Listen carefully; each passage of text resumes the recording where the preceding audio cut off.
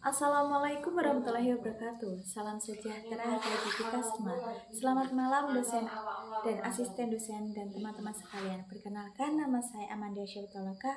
Pada kesempatan kali ini akan mempresentasikan materi pertemuan kuliah tugas tutorial kedua yang membahas mengenai dampak efisiensi anggaran pada sektor pendidikan tersebut. Efisiensi anggaran atau pemangkasan anggaran pada sektor pendidikan dapat memiliki dampak negatif dan dampak positifnya juga. Negatifnya dapat mengurangi kualitas pendidikan, meningkatkan angka putus sekolah, dan memperburuk akses pendidikan di daerah terpencil. Namun, ada efisiensi juga bisa menjadi kesempatan untuk mengoptimalkan alokasi dana, meningkatkan transparansi, dan memaksimalkan hasil belajar siswa. Dampak negatifnya juga banyak sekali, yaitu penurunan kualitas pendidikan. Pemangkasan anggaran dapat berakibat pada penurunan kualitas guru, fasilitas, dan sumber belajar. Yang kedua adalah peningkatan angka putus sekolah. Siswa dari keluarga kurang mampu yang bergantung pada bantuan pemerintah seperti PIP atau pendidikan individu pintar dan KIP kuliah beresiko putus sekolah jika bantuan tersebut berkurang. Yang ketiga adalah perburukan akses pendidikan di daerah terpencil, yaitu pemangkasan anggaran dapat memperparah ketimpangan akses pendidikan, terutama di daerah terpencil yang sudah kekurangan fasilitas dasar. Yang keempat adalah pemecatan guru honorer, yaitu pemangkasan anggaran dapat menyebabkan pemecatan guru honorer secara massal yang berdampak pada kualitas pengajaran. Yang kelima adalah kenaikan uang kuliah atau UKT, yaitu pemangkasan anggaran pada perguruan tinggi negeri atau PTN dapat mendorong kenaikan UKT untuk menutupi kekurangan dana. Yang keenam adalah ketimpangan pendidikan. Pemangkasan anggaran dapat memperlebar kesenjangan antara siswa dari keluarga mampu dan keluarga kurang mampu, terutama jika bantuan pendidikan bagi siswa kurang mampu dikurangi. Yang ketujuh adalah hambatan riset, yaitu pemangkasan anggaran riset dapat menghambat penelitian dan pengembangan yang berdampak pada kualitas pendidikan secara keseluruhan. Yang kedelapan adalah penurunan produktivitas riset atau penurunan anggaran riset dapat memicu penurunan produktivitas riset sensitivitas akademika yang pada gilirannya menurunkan kualitas mahasiswa dan pengajaran.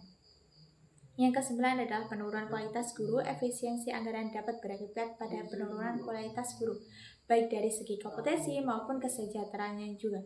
Yang ke-10 adalah terancamnya beasiswa. Beasiswa seperti KIPK kuliah dan beasiswa lain yang menopang siswa dari keluarga kurang mampu terancam berkurang dan bahkan bisa hilang.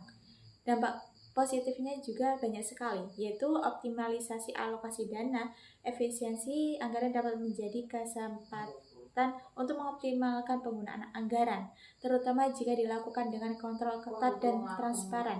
Yang kedua adalah peningkatan transparansi. Efisiensi anggaran dapat mendorong peningkatan transparansi dan penggunaan anggaran pendidikan. Yang ketiga adalah penghambat biaya operasional. Penghematan biaya operasional. Efisiensi anggaran ini membantu mengoptimalkan seperti perjalanan dinas, sewa kendaraan, dan kegiatan seremonial. Yang keempat adalah meningkatkan hasil belajar siswa jika anggaran yang tersedia digunakan untuk mendukung kebutuhan utama siswa dan guru seperti peningkatan kompetensi, akses pendidikan, dan lingkungan belajar yang kondusif. Hasil belajar siswa dapat meningkat. Yang kelima adalah menertibkan malapraktek anggaran.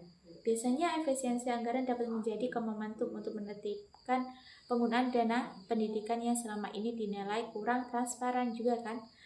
Contoh efisiensi anggaran tersebut adalah pemerintah dapat mengurangi pemborosan anggaran pada kegiatan seremonial, perjalanan dinas, dan pembelian alat tulis kantor. Anggaran dapat dialokasikan lebih tepat sasaran seperti pada program beasiswa, bantuan operasional sekolah.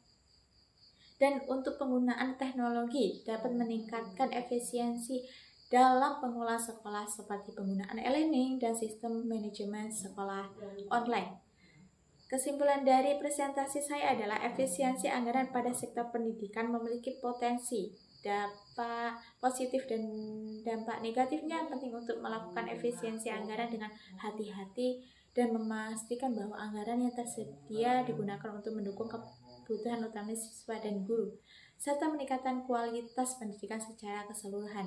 Catatan saya adalah efisiensi anggaran harus dilakukan secara selektif dan transparan dengan memastikan bahwa aspek strategis yang menentukan kualitas pendidikan tidak diabaikan begitu saja. Kesejahteraan guru dan tenaga pendidikan juga harus diperhatikan juga, karena yang berkualitas adalah kunci utama dalam meningkatkan kualitas pendidikan. Pemerintah harus memberikan kepastian kepada masyarakat dan mahasiswa terkait efisiensi anggaran, tidak menimbulkan keresahan dan ketidakpastian. Karena saya adalah guru, jadi untuk efisiensi anggaran ini kita